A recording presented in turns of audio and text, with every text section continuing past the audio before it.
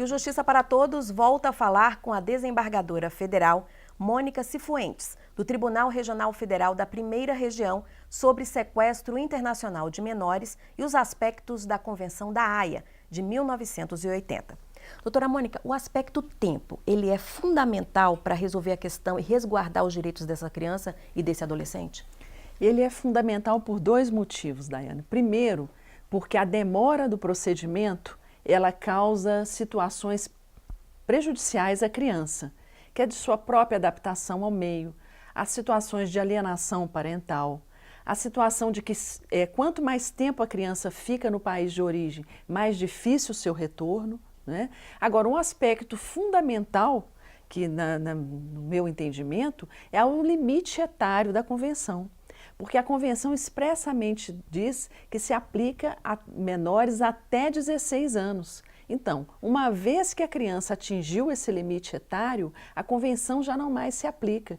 E nós temos visto muitas vezes que é até uma estratégia, né, do pai subtrator ou da mãe subtratora prolongar o procedimento para que a criança atinja essa idade e, portanto, nada mais possa ser feito. O juiz não possa mais aplicar a convenção. E quais os aspectos que esse juiz tem que considerar na hora de tomar essa decisão tão delicada, né? O juiz federal, ele basicamente, até que, embora seja complexa a decisão nesse caso, ela vai verificar simplesmente se quando a mãe trouxe a criança, se houve uma ruptura, né, uma quebra do direito de guarda do outro cônjuge e se esse traslado da criança para cá foi ilegal. Né? Então, se houve isso, qual o próximo passo que o juiz vai analisar? Se há alguma exceção que permita que a criança fique no Brasil.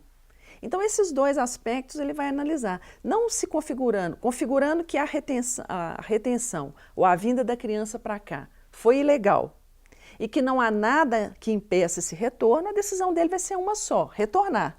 Né? Para mim, mais complexa é a decisão do juiz de família, né? Que diante desses aspectos todos vai decidir com quem vai ficar a criança, vai regular direito de visitas, essas coisas, esses aspectos que estão tão complexos nas relações humanas, que são aspectos muito dramáticos. Mas o juiz de família também leva em consideração tudo que foi analisado pelo federal. Com certeza, ele vai levar em conta todos esses aspectos. E aí, Daiane, se me permite, eu gostaria de fazer uma observação sobre a importância de se ouvir a criança. Sabe, cada vez mais os juízes têm prestado atenção a isso, crianças assim que o juiz vê que ela já tem uma capacidade de discernimento, principalmente aí a jurisprudência internacional tem considerado a partir dos 8 anos, a importância de chamar essa criança, claro, utilizando-se das cautelas, né, que se deve ter ao ouvir uma criança, com a presença do psicólogo, a presença do Ministério Público, ouvir essa criança e saber como é que ela se sente em relação àquela história. Porque a criança ela pode trazer muita informação.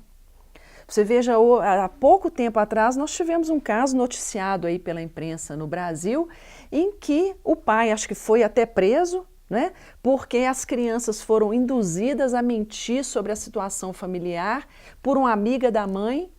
Não é? Nós tivemos esse caso aí recentemente, há semanas atrás, e somente depois que os filhos foram ouvidos, que se permitiu ouvir os filhos, é que a situação do pai foi esclarecida e ele foi colocado em liberdade, porque ele estava inclusive preso, sob a alegação de violência doméstica, né? Eu soube desse caso. Então, cada vez mais a oitiva da criança se torna importante nesse procedimento. Em geral, doutora Mônica, a gente entende que o juiz normalmente decide pelo retorno, mas há casos em que ele precisa decidir o contrário, não permitir essa volta? Há casos e são previstos inclusive na própria convenção, né? Porque o principal objetivo da convenção é o retorno, a restituição do menor. Mas a própria convenção, no seu artigo 13, principalmente, ela estabelece hipóteses em que o juiz pode recusar o retorno. Por exemplo, quando a criança está sob situação de grave risco no seu país de origem. O que tem sido alegado de grave risco e perigo? Principal argumento que tem inclusive suscitado muitas discussões no âmbito da Conferência da Haia, as questões de violência doméstica. Porque a mãe alega que está sofrendo violência doméstica sobre ela, ou então que a criança em si mesma está sendo agredida pelo pai e vem para o Brasil, vai para o seu país. O que acontece? Nós aqui, então, o juiz tem que analisar essa situação para ver se configurou mesmo a situação de violência doméstica que impeça o retorno da criança, porque, obviamente, se o que nós estamos querendo proteger é o interesse da criança, você não vai querer que ela volte, né, para um ambiente no qual ela estava sendo agredida. Mas eu repito, isso é uma situação excepcionalíssima, porque o juiz tem que analisar isso com muito cuidado, porque hoje em dia, né, e sempre, as alegações de violência doméstica têm que ser analisadas dentro do seu contexto. Não basta simplesmente alegar, tem que provar que existe. Quem perde a guarda, no caso, seja o pai ou a mãe, a questão da visita está prevista também? A convenção também trata do direito de visita.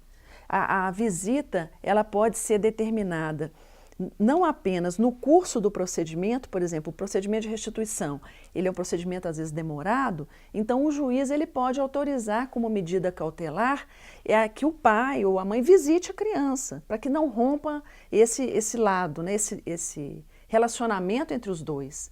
Então, que o pai ou a mãe continue visitando a criança enquanto o procedimento de restituição está em andamento. E pode também, por previsão da convenção, o pai ou a mãe simplesmente dizer, olha, eu não preciso que a criança retorne, mas eu quero ter o direito de vê-la. Então, ele pode, pela convenção também, exercitar esse direito. E esses critérios da visita também variam de caso a caso, né? Variam de caso a caso, claro, aí conforme a observação, né, do juiz, a análise do processo que o juiz tem que ter. Doutora Mônica, depois que há essa decisão do juiz de retorno, ou até mesmo, como a senhora falou, excepcionalmente, os casos em que não autoriza, há um acompanhamento para saber se essa criança se adaptou a essa nova realidade? Infelizmente, não. Porque o juiz, uma vez que ele dê a sua decisão, ele não tem mais como acompanhar, ele cumpriu a sua função jurisdicional. A autoridade central também não há previsão de que ela continue esse acompanhamento depois que o caso é encerrado. Então, infelizmente, isso não acontece.